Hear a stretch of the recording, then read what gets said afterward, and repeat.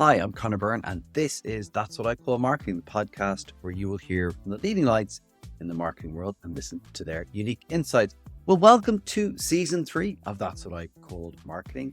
We are kicking off Season 3 with another amazing guest. Today, I am joined by Dom Dwight of Betty's and Taylor's of Harrogate. You may know Betty's and Taylor's for their brand Yorkshire Tea, and during his 15-year career at Betty's and Taylor's, Dom has seen Yorkshire Tea reach the #1 spot for market share. The brand is now claiming over 40% market share, and their Everything's Done Proper platform has been a driving force in that success since 2017. The long-term campaign continues to resonate with the audience thanks to, in part, its use of celebrities like Sir Patrick Stewart and Sean Bean, but also the brilliant writing of the team at Lucky Generals. Today, we talk about Dom's path into marketing, great example of a non-linear path. We chat about building blocks to the campaign of Yorkshire Tea. And like all things famous, it didn't happen overnight. But we discover how certain things have accelerated the path to growth. We talk about the importance of tying the work to commerciality. We talk about effectiveness, creating a summer banger, and the world of Taylor's coffee. And we also touch on Dom's new role that he's taking in the business. Don't forget to subscribe wherever you are listening or watching so you never miss an episode of That's What I Call Marketing ever again. You can rate this and other episodes, of course, and follow us all over social by finding That's What I Call Marketing. And of course, if you need help growth through marketing, get in touch with us today and see how we can partner with you to help you build the right marketing strategy and execution plan for your business. With years of experience, agency and client side across lots of sectors, we can come in and offer services across a range of areas. Just visit that'swhatIcallmarketing.com. And if you would like to get involved with the show through sponsorship or partnerships, get in touch with us. Dom, thanks. Take two. I'm going to be very honest. This is take two. Dom, thanks a million for joining me on That's What I Call Marketing. And you're my very first guest on Season 3. So thanks a million. Really appreciate it. You're welcome. It's an honour to be here and privileged to be part of kicking off 2024 with you.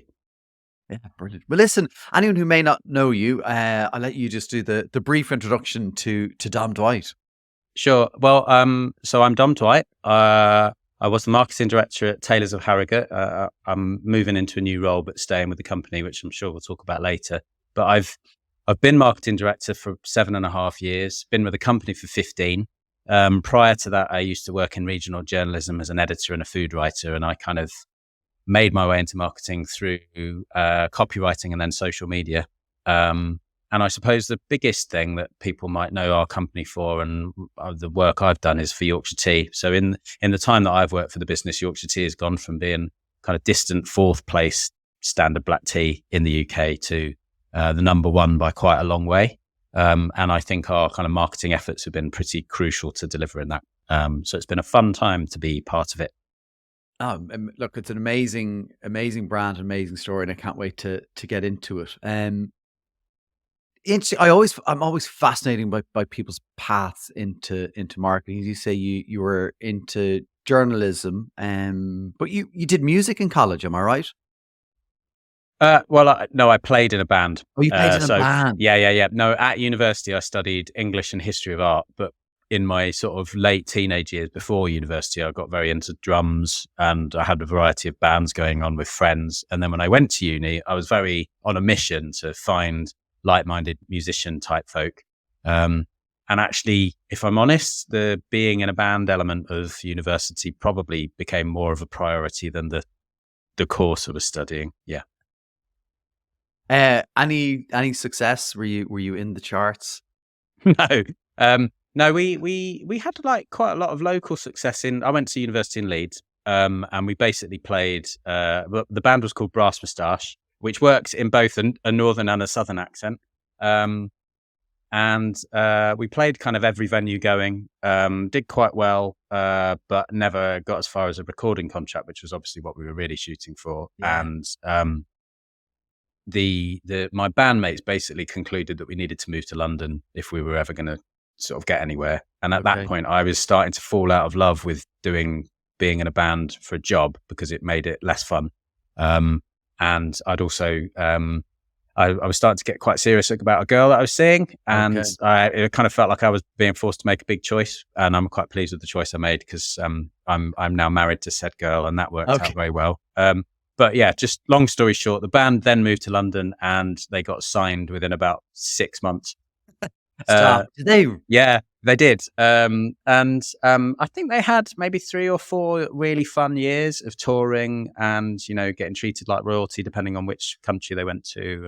And, there's no bitterness. Like they're really good friends of mine, and I was really happy for them. I've gone on to do stuff I've been very happy about. So it worked out well. Yeah. That's amazing though. Like, what a story. And you went into journalism, probably natural from English, but then that's how you got into obviously writing, but copywriting then kind of became a thing. How did that all kind of transpire? Because not necessarily a linear path. No, not at all. And there's not a lot about my path that is linear, actually. Like I've been very, I think, opportunistic. What happened with me with journalism was I didn't set out to get into journalism, but I basically, when I started doing it, discovered how much I loved it. And I think I had a kind of natural tendency to prioritize what would the audience make of how I'm saying this and what I'm saying. Is there a way to make it interesting? Which I think is an instinct that has served me well in whatever job I've had.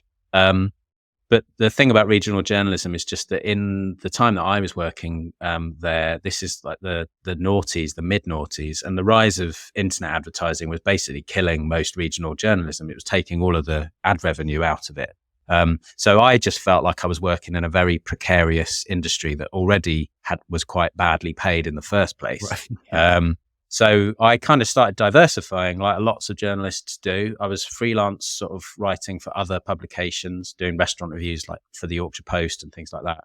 But copywriting came about through some restaurant owners who I had written about, who then said they liked my writing and actually was I available to like help write copy for their website and things like that. And so again, I didn't set out to do it, but what I found was it was quite an easy transition to make. And there was something about web copy that I quite liked the requirement to be really pithy. You've got to get to the point, but you also really want to engage people, all that stuff. And I gradually realized copywriting was more of a money spinner than journalism.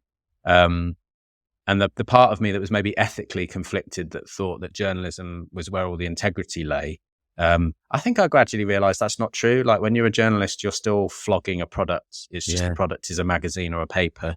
You still represent a brand.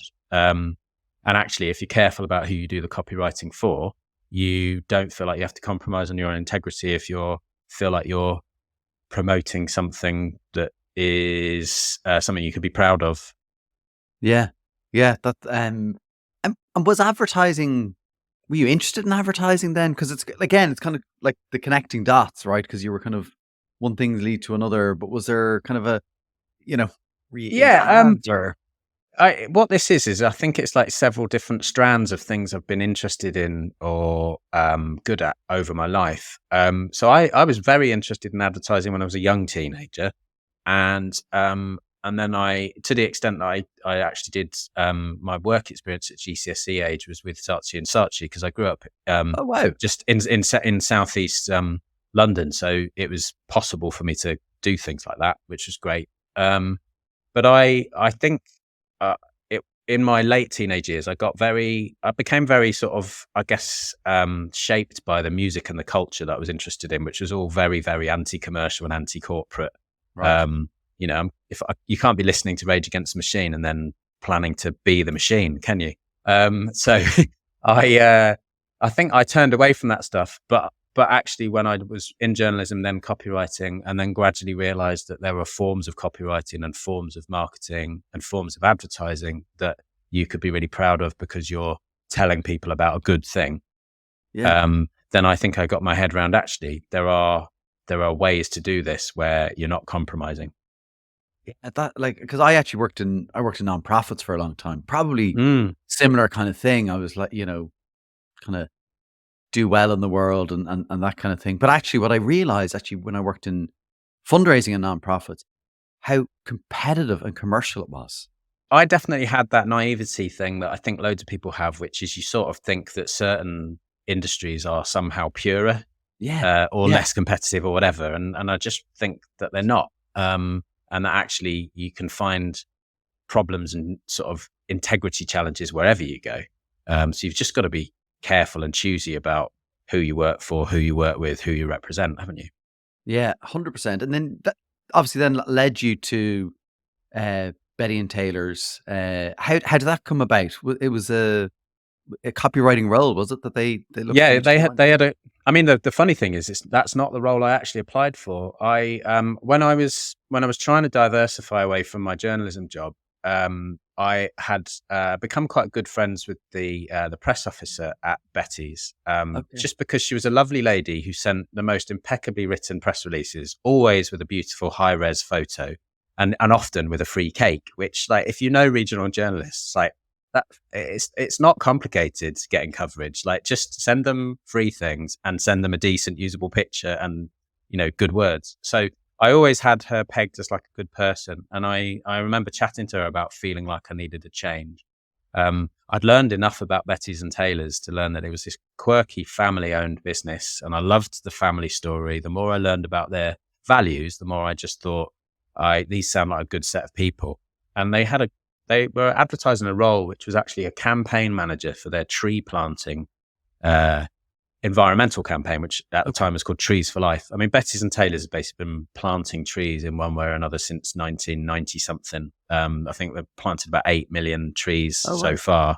Big part of our kind of our carbon neutral journey has been that as well. Anyway, I applied for the role. Absolute, moonshot, because I had zero qualifications for it. And I really need to thank the HR director, who at the time was a lady called Alison Straw. She, because she didn't just chuck my CV in the bin, she contacted me and said, "Seen your CV. I don't think you're right for this role, but there's another role that we're thinking about recruiting for, which I think you might be well advised to apply for." And it was this in-house copywriter role. So, that led to a different conversation. And then luckily enough, they chose me for that. Wow. Isn't that amazing? I love talking to people for like who have non-linear paths, as we've said with yours. And I think it's great that people hear both sides. So like the person who went to college and only ever wanted to do marketing and advertising. You mentioned like was Yorkshire Tea that like the main brand of Betty's at the time, or were there other brands that you were working on? So, no, actually, the sort of family business consists of Betty's, which is quite separate to Taylor's. And Betty's is basically, it is 5 cafe tea rooms dotted around Yorkshire. Beautiful. If you've never been, they're like lovely place to go for afternoon tea. Or all sorts of kind of baked, delicious things. I knew the Betty side of the business. When I joined the business, I only really vaguely understood that there was this Taylor's side to the business, which was Okay. the mass manufacture of tea and coffee and specialty tea. And as the copywriter for the first year or so, I didn't really get much chance to work on Yorkshire Tea, because anything to do with Yorkshire Tea was tended to be handled like by a big London agency, and it would Right. be, because really it was advertising or nothing. There were no other forms of comms. So it was the kind of advent of social media really that gave me an opening, because I think it was too small and too unknown and unpredictable for our agency at the time to be bringing it and saying this is something we should be doing. So it was me as just a kind of like, one man band in a upstairs office with no one really knowing what I was doing, Wow. developing Yorkshire Tea on Twitter. I think I was just given, it was a really lovely combination of just that moment where the technology was taking off, but Yeah. nobody really understood it well enough. That meant that there was no one breathing down my neck. So Right. I just had one or two really supportive people who thought that what I was finding out was quite interesting, which was, basically there were people online talking about tea. And as mundane as that sounds, back then that was like free insight. And Yeah. the thing that was really good about it was the kind of comments, the way people were talking on social media about them. They were talking as if they were having a private conversation. So it just felt like the type of stuff they were saying was very unfiltered and very authentic. I always use the example, you just imagine like a graphic designer who's left home from Sheffield and got the job of a lifetime working for Apple or something. And he's realizing the stuff he's missing from home, and he befriends some web designer who's based somewhere else in California, and there's also from the north of England. And the two of them suddenly strike up a friendship, talk about how much they'd kill for a cup of Yorkshire tea right now. That was the kind of conversation that I was finding. And I was able to sort of bring those conversations to the kind of right people at Taylor's and say, look, this is interesting, isn't it? Do you think we should be on there so that we can listen and maybe answer questions and just participate in the conversation? And I do think that start in social media was quite key for Yorkshire Tea. Like, we didn't join late with a real clear idea of how we were going to exploit it and make the most out of it. We joined early in a small way. And our main thing was we wanted to listen and join in rather than broadcast. Yeah. That's really interesting, isn't it? It's kind of almost not naivety, but like just a newness to it all and figuring it out. And you were there. What was the tone of voice that you adopted then at the time? Like, did you have the platform that you have now, which we'll get into, but was it a similar tone of voice? The tone of voice was really just sort of me. Yeah. And then when it tipped to a point where I had lots of other things to do, I couldn't keep that up. I went looking for somebody who could become the kind of main social media person. Tried a few different people before I found this lovely chap, Tom Hay. Tom, a bit like me, was a former journalist, but he had been a news editor of the Harrogate Advertiser. So obviously, we're not talking the Sunday Times here, but there is something about news that just, I think it instills like a quickness of wit, of decision-making, of judgment, all those things. So Tom just slotted in really well, and Tom's much funnier than me. And he's taken more and more risks. I suppose it started with me giving him the cover to do that. But as he grew in confidence and as we grew in confidence, he was able to push it further and further. So if you look at the tone of voice of Yorkshire Tea today compared to 10 years ago, we're a lot more, we're just a lot more confident in our use of humor and in the way that we respond to people. But it's always, for me, a really important principle is always got to be cut through with humanity. Like, so we always try to be like authentic and compassionate and decent with people. I'd never want to be the kind of brand that like we put being funny first above being nice. Yeah. Probably maybe Northern values a bit, right? Because that's to me comes across, and then the platform, I think, that you kind of leaned into around the idea of everything being done proper. I'd love to talk a bit about that. And sure, I believe, and you can correct me if I'm wrong, that there's a sign in, is it the canteen or something, or somewhere in the building that says something along those lines? And that's there is. It's a lovely story because it's a nice sort of evolution. But I'll try not to tell the very long version of this story, but I do have to go back to the campaign before the one that you mentioned. So in around 2011, we came up with a campaign where, to prove how much we cared about doing tea properly, we sent our converted ice cream van, Little Urn, which is basically an ice cream van that serves tea, done up to look like the Yorkshire Tea box. We sent him to America and drove him around finding Brits who were on holiday or expats who were suffering from terrible tea, and we rescued them. And it was a great gig for me because I got to go for a couple of weeks, and my job was to kind of like report on social media where we'd been and where we were going and stuff. Wow. But the reason why I mentioned the campaign is that I think that's the first point. Firstly, where we started using this word proper. And secondly, it was quite a bold campaign and it gave us confidence. And in the following few campaigns, we stuck with this idea of proper, but we kind of grew in bolshiness and quirkiness with successive campaigns. Then when we get to, I think it was 2016 and 2017, and that's when we shifted to working with Lucky Generals as our creative agency, and where everything's done proper was their strategy. And the key thing for them was that they noticed correctly that what we'd done is we'd built this proper thing into being quite powerful. but really to stand any chance of one day overtaking Tetley or PG Tips, who were the number 2 and number 1 by quite some way, we needed to find a way to get beyond the audience we were reaching and start to speak to some of their audience in a more powerful way. And this was true. Like, what was happening was, I think we'd done a really good job of making everyone that was already aware of Yorkshire Tea become super aware of Yorkshire Tea and to love us a bit more. But what we weren't doing was, we just hadn't found a way to crack through to the people where Yorkshire Tea just wasn't on their radar at all. Where Lucky's came in with some absolute genius was just in the use of celebrity, but in the clever use of celebrity, where you're not using a celebrity as a gimmick.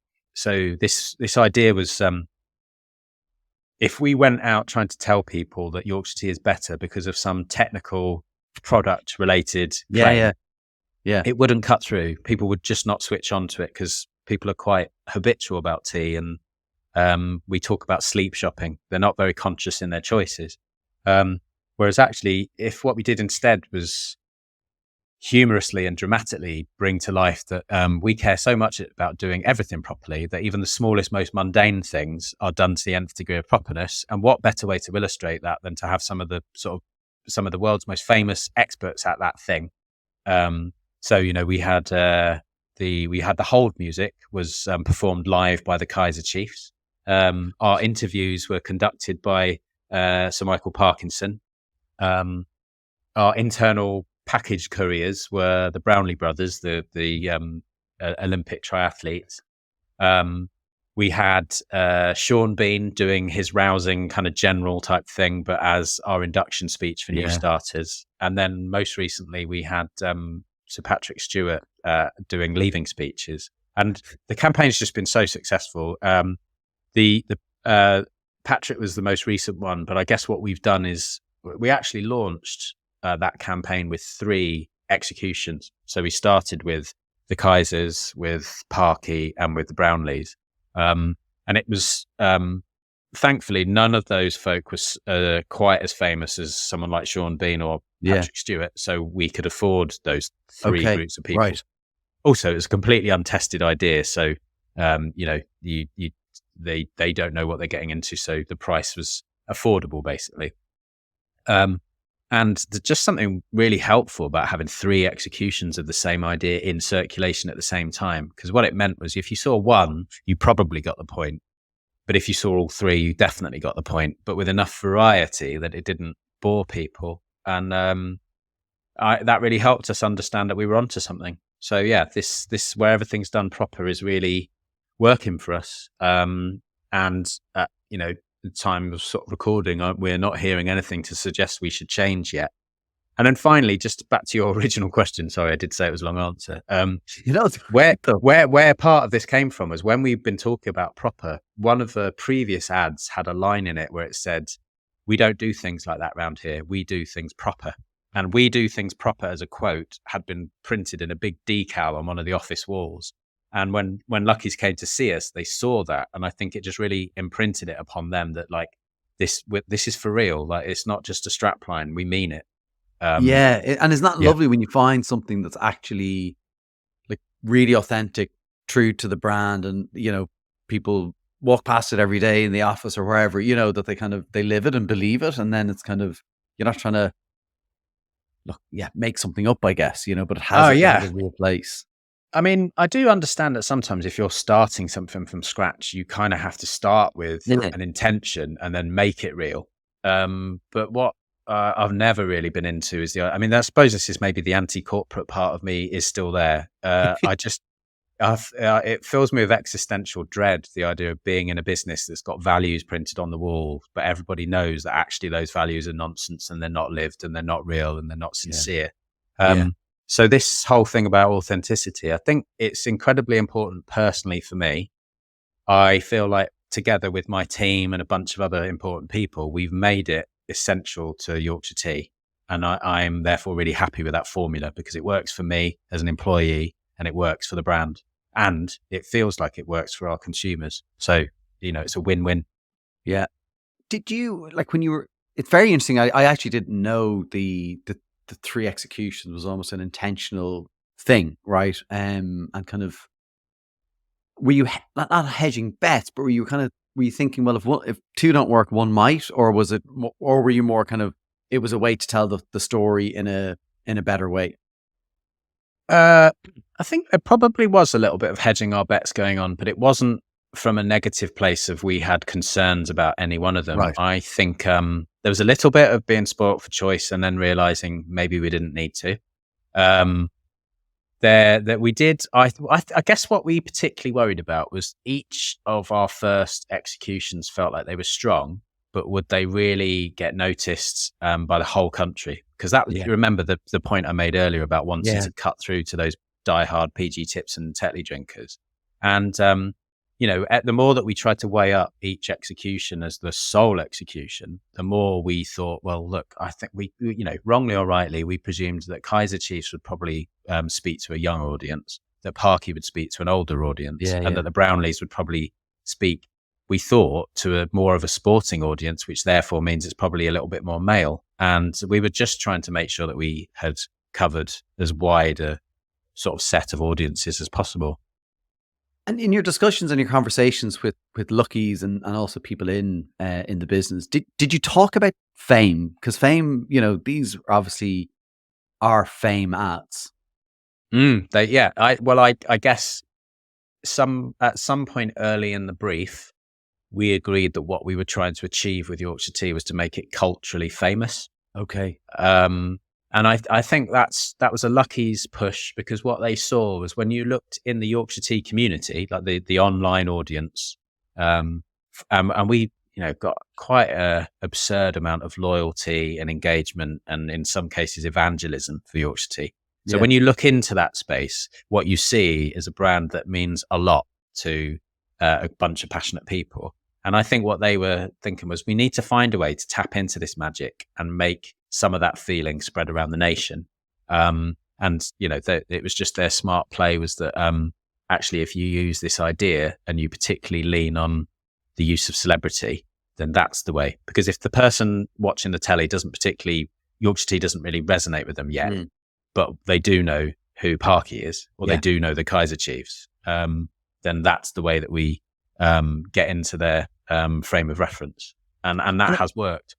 And it's also like, I think to the stuff that Paul Feldwick writes about in his books, about fame, and, even going back to, I can never remember who wrote this quote, but the idea of, advertising in the 60s when TVs were just starting out, it was like, you're going to be in someone's living room, be, an enjoyable and a guest that they want you to come back. Like, there's a lot of that about it, that was like, this is work that people would want to see over and over again. Yes, I absolutely live by that. That idea that I just think it's so healthy for anyone involved in advertising to remember that it's an interruptive thing, and that the people you're interrupting did not ask you to do that. If you're lucky, they might accept that there's a sort of value exchange going on, which is like, I have to put up with this because that's what allows me to watch YouTube for free, or that's what makes ITV possible. All that stuff. And I've kind of said this so many times that I'm a bit sick of myself saying it, but I genuinely remember a period when I was growing up where that thing they say, where the ads were often better than the programs they interrupted. And I think that's one of the things that really connected me with Lucky Generals through the pitch, was I just felt like we'd met kindred spirits. And I feel like that's been really important to the Yorkshire Tea advertising, actually, is not just the strategy and the use of proper or the use of celebrities, but the actual craft of the scripts. That they're funny, but they're basically 30 or 60-second comedy sketches. And that really reminds me of the kind of classic British comedy that I grew up watching, whether it's like Monty Python or The Fast Show or whatever, just like really lovely, entertaining British wit that then also does a really good job of landing a product message. Yeah. And it's hard to do, it really is not, it's not easy. Is that why do you think maybe people we don't do enough of it? Because it is really hard to get right, because there isn't enough of it. Maybe it's a very strongly held view I have, is a lot of our advertising isn't enjoyable enough. It doesn't all have to be funny, but at least make it enjoyable. Yeah, I think my main way of trying to understand why so much advertising is really naff is a lot of it's global. And I think if you're a global brand and you've got an ad platform that needs to work in multiple countries and in different cultures and in different languages, I personally don't think that should stop you from making an entertaining ad, but I can understand why it's a lot less straightforward. So that's one thing. But I also think there's just a lot of conflicting thinking circling around, if you've got to get a message through and the person's not going to give you their full attention. So you want to hit them over the head with a sledgehammer with your message. And it's like, well, that's one way to go about it. But, what's the classic example would be Barry Scott and Sill It Bang, one of the most annoying adverts ever, but feels like it was very deliberately annoying. And the fact that I can still remember the character's name is testament to how effective it was. I just think if I could choose, I would rather be fondly remembered. Yeah. So yeah. I think maybe Barry Scott. And the other thing is, I guess we all kind of woke up to the fact that rational advertising is weak and emotional advertising is powerful. But what I feel like has happened in the last sort of 10 years is when we think about emotion, we've tended to go for the heartstrings, haven't we? Yeah. And, some really amazing ads that have done that, like very touching ads. Sometimes you watch an ad and you're like, I cannot believe I've got a lump in my throat about a national lottery advert or something like that. I can't believe John Lewis have made me cry. And I feel like those ads are, the best of those ads are incredible. But what it led to was like a bandwagon of loads of people trying to break your heart. And if it's done badly, it's just so annoying, isn't it? I just feel like not many people went for the other angle of actually will make people laugh. Yeah. And 100%. And I think COVID was definitely, I remember that period of COVID advertising where everyone was there to help. Yes. Someone did a mashup, I think, of all those, and like I've seen it. Same piano track. It's really like it's quite that mashup is quite a damning indictment of marketing and advertising, isn't it? Advertising, isn't it? Because it's just like one ad after another that just has the same sentiment, the same words, the same. It's all like, in these troubling times, we're here together. We know what you're going through. Da, da, da. Funnily enough, we actually had during COVID. I think this is possibly quite a useful example. We produced a film which we called The Social Distancing Teapot. And this film was released, it was an online film only. We released it just before people were going back after the first lockdown.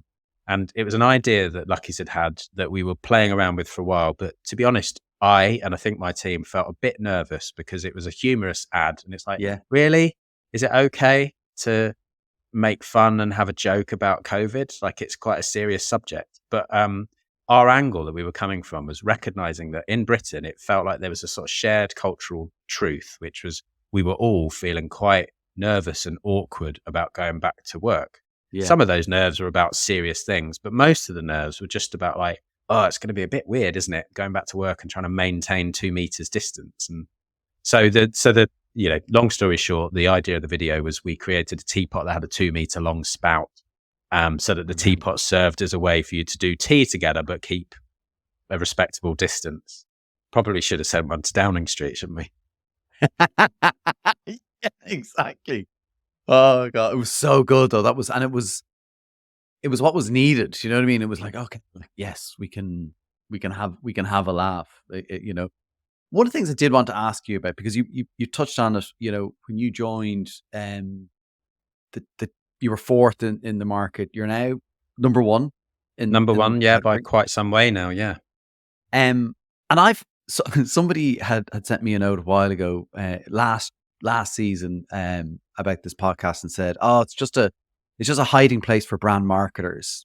Kind of accusing me and us of not really being commercially minded and not thinking about that. Now, I strongly disagree with that person, but clearly the work has had an impact on the business. Can you talk to me a bit about that and how you've kind of seen the impact the campaign has had on the business? Yeah, absolutely. I think the key thing is that not to see them as separate things. The creativity and the kind of stuff that people might think of as fluffy and the commercial part is, because I think if you just focus on the commercial part, then that's a really difficult path to tread and build anything significant. And if you just focus on the fluff, you could end up not, you'll miss the kind of commercial realities of the market you're in. So what I think we had was I joined the business at a point when the brand had gone through a decade or so of rapid distribution expansion. So Yorkshire Tea was physically available in many, many more places, but it was relatively under communicated. So the mental availability side for Yorkshire Tea was really low. So that was another example of right place, right time. I think I worked with a group of people to gradually go, okay, so how do we tackle that mental availability thing?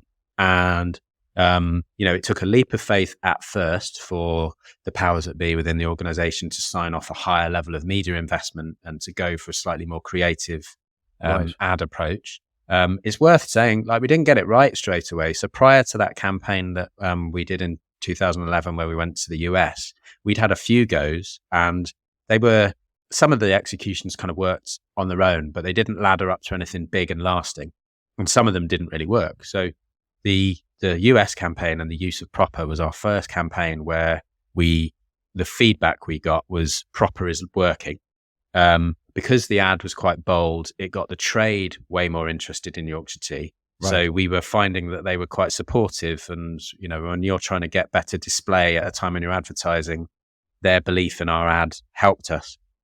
That then meant that and this is probably one of the harder nosed bits that I'd really like to get across, is through this period we were quite fixed on measuring the effectiveness, econometrics style. Yeah. So because we could show a positive return, then even if you already believed that advertising was something you needed to do, actually the evidence was it's paying you to do this. So that was great. That was a really important element. And I guess where we were fortunate was, you take one step and then you show the evidence that step has been a worthwhile investment. Then you'd take second step, and we would build on what we'd learned from the last campaign, push the envelope slightly by being a bit louder and a bit braver, maybe up the investment. And then the next round of effectiveness said, you're still on the right track, keep going. When we got to where everything's done proper, I guess the use of celebrity was both a commercial sensitivity, because I basically needed more money. Yeah. And a cultural sensitivity, because there were some people that worked at Taylor's were a bit like, is that not a bit gimmicky and a bit naff? And I had to reassure them, not in the way we're going to do it. And thankfully, when we launched those 3 executions, even though it had been a higher level of investment that we were used to, the impact was immediate. So there was really encouraging signs in the early days. And the way we executed it, anyone that had fears that use of celebrity was going to feel a bit naff and gimmicky, they were reassured. So that then gave us the confidence to go on and work with people like Sean Bean, who, because of his higher level of fame, is a more expensive person to book. But the Sean Bean ad, the other campaign had been really successful, but the Sean Bean ad on its own was kind of more successful than everything else put together. I knew he was famous and I was excited about working with him, but I wasn't prepared for the level of fame that Sean actually has. Really?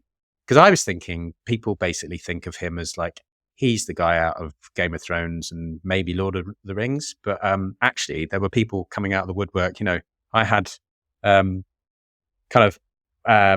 sort of people my mum's age who would be like, I remember him in Lady Chatterley's Lover or as Sharp and stuff. Right. God, you forget that he's been a jobbing actor for a long time. So he actually sits in people's consciousness. Anyway, so Sean Bean was probably the point that was the slam dunk, where it's the impact of that.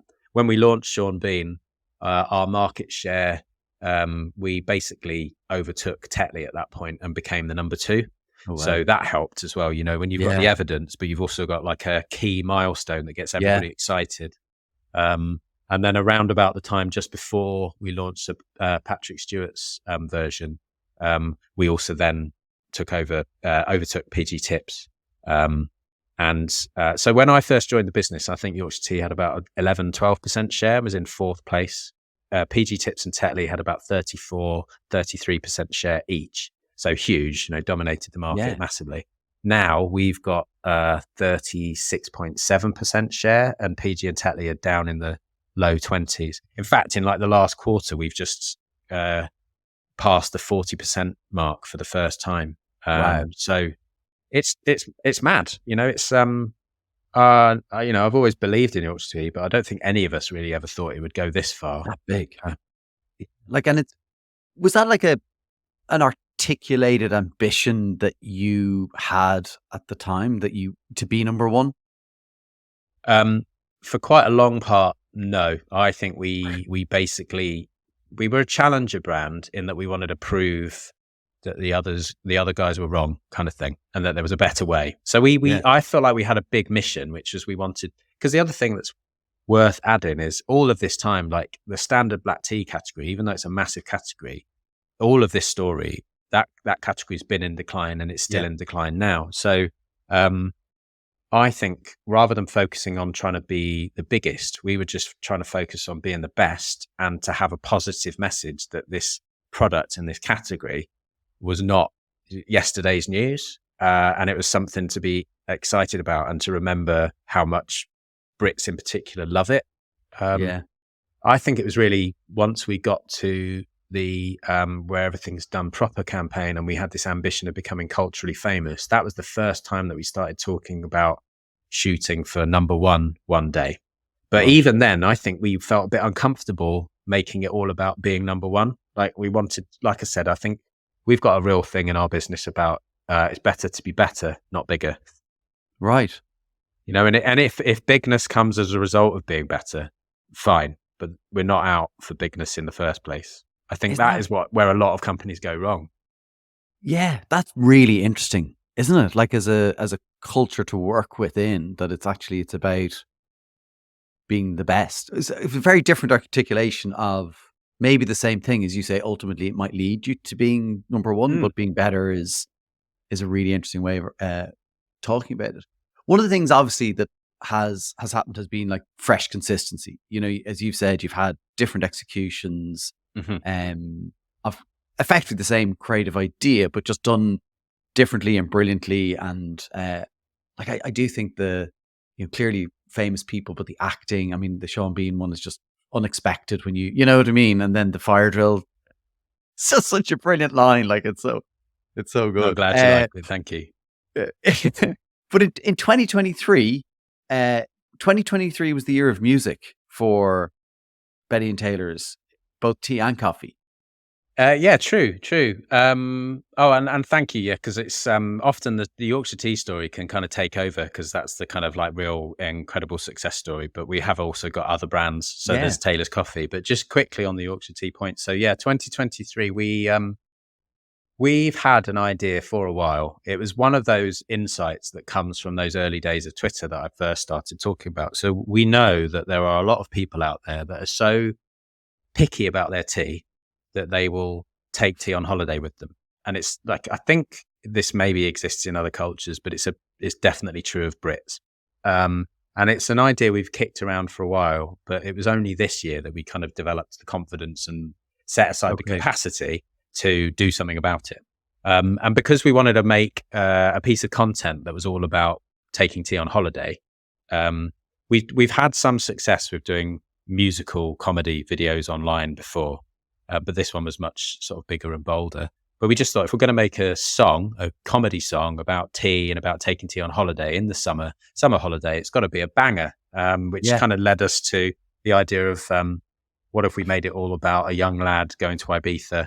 So it's a kind of, Ibiza summer dance track, which if anyone's not heard it, I imagine they're just cringing with awkwardness about how bad this could be. And we were worried about the same thing, but thankfully, like the talent that we used to develop the idea and make it, the Lucky Generals team, they just did such a good job. It's what I love about it is it still feels like it comes from the brand. It still feels true of the brand, but it also feels like it's quite an authentic representation of like a young person's sort of view, but also in terms of music as well.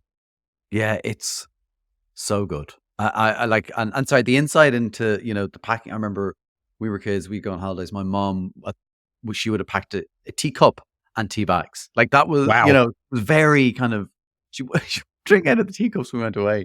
But it was like that, so I think it's universally true. But so that track, when it came out, I was like, oh my God, this is absolutely brilliant. And I've called it out like one of my favorite campaigns of 23 without a doubt. It was on our like summer playlist when we were driving to holidays in wow. Cork. Like my kids sing it. I just I'm fanboying here. I absolutely love it. And it's the bravery of it. It's like it could have gone pear-shaped, let's be honest. Like it really could have been that's true. awful. And I suppose that part of, I do think that we are a relatively brave brand. I mean, I know there are bolder brands out there, but they're brands that are typically like it's part of their brand DNA to be provocative. Whereas I don't think Yorkshire Tea wants to be provocative. I think we want to entertain. But I would say that even though we're relatively bold, we've got there in increments. So we've done a series of pieces of online content and TV advertising where each time we've taken a step, we thought, is this a step too far? And actually, our audience has said, love it, which has given us the confidence to take one more step. And I think, we've been working with Lucky Generals now for nearly 8 years. And in that time, that's enough time to develop real, like almost telepathic levels of understanding and trust. So it just felt like it was the right time to try and do something as bold as that. And, the other thing I should probably say is, although like I've sort of kicked around the idea over time, one thing I particularly love is I barely had anything to do with that. Like it was my team and another team at Lucky Generals. All I did was kind of provide the air cover to give them the confidence to do it. And as backup in case, anyone got upset and it went wrong. So I still, you were there. Providing the air cover does give me some license to take credit for it, but I didn't make it. And so what was the decision on the coffee side to kind of go and do a musical number there? Yeah, I do think the success of Yorkshire Tea and the kind of things that we've learned on Yorkshire Tea have helped us with Taylor's Coffee, but not always. Like sometimes we followed the Yorkshire Tea example too closely and then realized it doesn't quite work in the coffee world, because coffee drinkers, even if they are actually the same person as the tea drinker, when they're being a coffee drinker in their head, they care about different things. They think about different things. So we've gradually realized, we've got to tread a slightly different path with Taylor's Coffee. I mean, for a start, roast and ground coffee is a much smaller market because when we think about coffee drinking in the UK, we're actually predominantly instant coffee drinkers still. Instant coffee is huge. Even, you've got things like Nespresso, you've got high street coffee culture, all those things, but instant coffee is still really big. So it's not as democratic and universal as tea bags when you're trying to advertise Taylor's Coffee. But what I think we realized was that we needed to find a platform for Taylor's that was as powerful as the one that Yorkshire Tea has with proper, and where everything's done proper. And we did quite a lot of research and gradually realized that we were really underutilizing the family nature of the business, but we didn't want to be too explicit and make it about the actual family that own the business, because they're not involved in the business anymore. And that might make it all a bit paternalistic and old fashioned anyway. But what we thought was there's something about the family quality of the business, the values and the fact that we treat each other like family. And we think we could extend that to include how we treat our suppliers and how we want to treat our customers. So that idea gradually came to the top as like, this is quite a powerful way to communicate why we are worth paying a bit more for. And then it became, well, how on earth do you communicate that idea in a sort of pithy way in 30 seconds it's going to land? And I guess because Lucky Generals know that I and my team have got a bit of a weak spot for musical comedy, maybe that's what led them to do what they did. But they came up with a lovely script that was all based around this song. And the more that we thought about it, the more that we fell in love with the idea. But we don't have the same level of confidence on Taylor's that we do for Yorkshire Tea, because Yorkshire Tea, like I said, we've built that confidence over more than a decade. So we still researched the creative before we made it. And I think I went into the creative thinking, we love this, but are we smoking our own dope here? Will punters like this? And actually, the feedback we got was some of the most positive feedback we've ever had. They were just like, I absolutely love this point. I think what you're trying to tell me is this, this, and this. And we were like, oh my God, that's exactly what we're trying to say. So I'm really excited actually, because I think we've made some cool stuff for Taylor's over the years, but this feels like the first time where we've made something where creatively we're all buzzing about it. But strategically, I also think we've hit on the right point. Now, the challenge obviously is to just ensure enough people see it.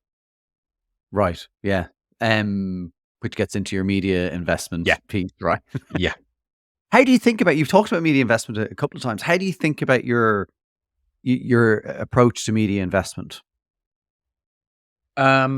I think we are still trying to figure out how to get it right with coffee, whereas with Yorkshire Tea, it's one of those things where we haven't messed around with the formula, and we've tested and then reinforced based on the learnings of the test.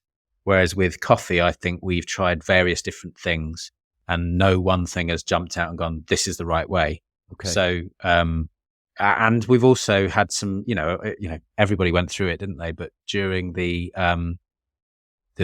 brief, surreal reign of Liz Truss as PM, we also had the mini budget, and the mini budget had a catastrophic impact on the British economy, and that impacted us too, at a really crucial time when we were trying to budget for media investment for tailors. So we've just gone through a really rough patch where investment's been quite low, and building back the confidence to launch this new campaign took a lot of work.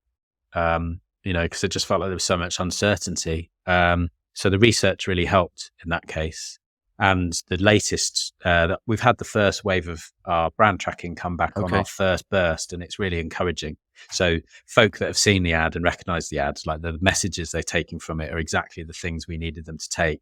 But the core challenge is not enough folk have seen the ad yet. And we're also recovering from a period of lower investment where it feels like everything's fallen back. So we're starting from further back than we'd like to, which, it's an obvious one, isn't it? But it's that, in a way, even though it's a negative, is a helpful lesson to embed in the business, that like, if you don't keep the momentum of investment, then you end up having to pay out more later. 100%. I've seen that so many times. My previous role, where we'd be in a market, there'd be investment for 6 to 9 months, and then there'd be nervousness or anxiousness, and you come back out, there's decay in your brand health, decay in everything else, and then it's like, well, we should go back in, and you're starting from such a lower base. And I know it's a really difficult one to work through, because if there's financial pressures, people are like, well, we'll just cut the budget, and marketing is an easy cut. How have you kind of addressed that with kind of your senior leadership team? Addressed makes it sound like past tense and job done. It's not. It's an ongoing battle. So I worked quite a lot with a lovely guy called John Goldstone, who is a consultant working for the brand gym. And I once heard him talking about the fact that even though he's obviously, as a marketing guru, he is a champion of investment. But he made this point on a LinkedIn chat around, but the trouble is, as marketeers, we have to accept it's still discretionary, because if things absolutely get cut back to the bone, there are some things that you cannot cut, and there are some things that you can. So it's just part of the nature of being in marketing is we need to get off our high horse and stop being so sensitive about the fact that we have to prove relatively frequently the value of the investment. So I think, I've obviously, I can lean on the fact that we've got the Yorkshire Tea story to talk to my senior people. But the downside is the Yorkshire Tea story is so ludicrously successful that anything that's not quite as successful as that often looks like a fail. And I have to work quite hard to say, no, this is a win. I mean, compared to FMCG averages, we're actually doing better than normal. We're just not doing quite as well as Yorkshire Tea. That is, so I suppose that's the thing though about a role like mine, is that you often find that you're not really doing marketing anymore. You're doing the politics about marketing with other directors. Yeah. Interesting point. John Goldstone, he's a wonderful human being, one of the nicest. He was, you're my first guest, season 3. He was the very first guest on this podcast. Oh, I love it. Yeah. Yes. Wonderful person. Yeah. I had the pleasure of working with John when I first became marketing director in 2016. And I basically needed like a coach and a mentor to help me, back to the earlier point. I absolutely come from a predominantly comms background, and I'm conscious that there was a lot about marketing that was I'd learned on the job, but I maybe didn't have properly ingrained in me. I didn't have the actual discipline. So I worked with John for a while. It was quite a weird experience because, lovely human that he is, what we realized was obviously he had been, PG Tips was one of the brands under his control before we worked with each other. But it was just interesting to think that we came together after a period of time where our brands had been rivals. But yeah, working with someone like John was just so helpful for me, because I just think he's one of those sort of rare people that is able to bring together the sort of joy and the creativity of marketing with the hard-nosed, it's got a commercial job to do. Yes. And you can't have one without the other. They're both two sides of the same coin. Yeah. And back to my, I guess, previous point of, it's not a hiding place, brand marketing. It has to be commercial. We're getting to the end, but you've talked about kind of as your role progressed and you kind of have evolved, and you're heading into a new role at Taylor's. And that's right. Yeah. So kind of as of now, really, I'm going to take on a slightly different remit, looking at overall strategy for the business, innovation and diversification. Because I guess, like I mentioned before, the success of Yorkshire Tea has been fab, but we have always been aware that it's within a declining market. And while we don't want to just sort of be complacent about that, and we will do things to challenge the decline of that market and try to re-energize standard black tea, I don't think that we can bank on that forever. And we're trying to grow Yorkshire Tea internationally, and that's going well. And there's lots and lots of potential for that. But the truth is, because we're owned by a family, and those, you've got at least 3 generations of shareholders in the mix at the moment. And those younger shareholders might well be thinking, like, what am I going to inherit in 10 years' time? Or when I have children, what will the business look like? So when you're talking those kind of intergenerational timelines, where what kind of business do we want to be in 20 years' time? I think that's where we need to start thinking seriously about, well, what else might we do with our brands? Or what other categories might we want to be part of? Or do we really want to have so much of our fortune wrapped up in the tea and coffee industry, when the kind of combination of climate change and social change means those two supply industries are really in a perilous state? That the idea that we could be much bigger and still be able to reliably source the quality tea and coffee that we need to produce our products that's not a given. If you fast forward 25 years, the supply of kind of top quality Arabica coffee is going to be highly competitive, because there just won't be that many parts of the world where you can grow it. Right. Which is quite a sobering thought, but yeah. Isn't it? Yeah. Too hot, too dry, too wet, too not enough land, all sorts of things that could become problems. So I'm quite excited about that, because I really love thinking along those longer timelines and those bigger pictures. The bit that I'm sad about, but I think it's the right thing to do, is what it will mean is that I won't be as hands-on with marketing anymore. So I'll be involved in the kind of long-term creative strategy conversations, which I still love, but I won't be involved in the kind of execution of the ads. But like I said earlier, to be honest, I've been starting to step back from that stuff anyway, to allow my team to have the space to do it. And I feel like, especially with things like the Pack Your Bags song this summer, I feel like I've got all the evidence I need to show that they've absolutely got it and it's in safe hands. And it's brilliant kind of progression opportunity then for others. You know what I mean? Like it's wonderful that, I've talked to people about this before, where you see in some organizations, those opportunities aren't there, and people bring people in over people, and, we need to bring people in because they're going to be better. And, but actually, having people, the longevity in the business is a great thing, because you have the knowledge of the business, but then you've got all this kind of new work to do. It's fantastic opportunity. That's good. Thanks for putting it that way, Connor, because the truth is, I'm excited about it, but it's not easy. Like, letting go of things you love is a challenge. And also, even though the opportunities you've just described, I think that is the situation, but also the change is not easy for my team. There's a lot of uncertainty in the air at the moment that people are working through. And I think you do have to kind of keep the faith that the change is going to pan out well for folk. But, and even though I know that, and I'm telling myself that, and I'm telling them that, it's also helpful hearing folk like you remind me. So thank you. Listen, Dom, thank you so much for kicking off season 3 of That's What I Call Marketing. Absolute pleasure. Anyone listening, you'll be unsurprised to hear I'm a huge fan of the brands, the work, and everything that you're doing. No wonder you get such high accolades in the marketing industry, because it's work that works. So, and best of luck with the new role. Thanks so much, Connor. Thanks for having me on. Thanks a million. Well, I hope you enjoyed that episode. What a great way to kick off season 3. Dom has an incredible story to share about the success of Yorkshire Tea, but it is great to hear how it took time to build the confidence that the brand has now, and how they're taking the same sort of steps with Taylor's Coffee.